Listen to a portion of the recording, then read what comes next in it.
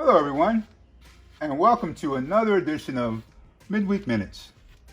This past Sunday, we continued our study in 1 Peter, and we started chapter 4, and our passage was 1 Peter 4, verses 1 to 3. Let me read it for you. It says, "So then, Christ suffered physical pain. You must arm yourselves with the same attitude he had, and be ready to suffer too. For if you have suffered physically for Christ, you have finished with sin. You won't spend the rest of your lives chasing your own desires, but you will be anxious to do the will of God. You have had enough in the past of the evil things that godless people enjoy, their immorality and lust, their feasting and drunkenness, and their wild parties, and their terrible worship of idols." The title of the message was The Rearview Mirror. Christ died once and for all, and the salvation that he gives is freely given. But we learned from our point on Sunday that although the salvation God gives is freely given, there is a cost. And what that cost is making a determined decision to follow Christ and live the new life and leave the old life in our rearview mirror.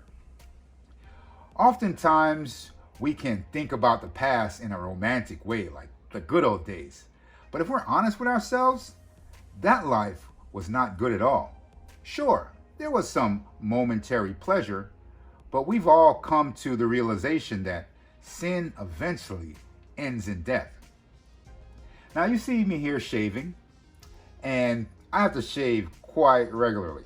You know, when I was younger, before I was able to grow facial hair, I used to shave my face, although I didn't have any hair, in the hope that it would stimulate the facial hair. But now, my hair grows so rapidly, I have to shave daily.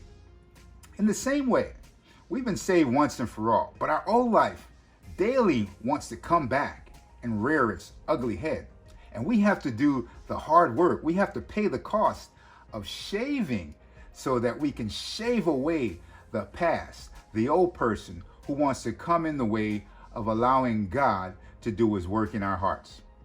You know, we also had a point on Sunday that when we put our past in the rear view, our desires change. That's the great thing. It doesn't become easier necessarily, but we have a desire, an inclination to do the things of God. But it's up to us to do the work of shaving away the past so we're able to be victorious. Now, if you think about it, you're maybe someone who doesn't shave. You may be a woman. However, there are things in our lives that we just can't seem to get away with, or get rid of rather. But God is working in you to give you the power and the desire to do what pleases him. So we have to check our rearview mirror, and when those things are coming up on us, we have to let them just pass by and take no part, or we have to run like Joseph did and get away because we have a desire to please God. So I encourage you, make sure you check your rearview mirror. Look out for things that are coming up on you. If you need to just hunker down and pray or flee for your life, do it. And remember, it's a daily thing for us to wash our face. Thank you for joining me for another edition of Midweek Minutes, and I hope to see you again next time. Goodbye for now.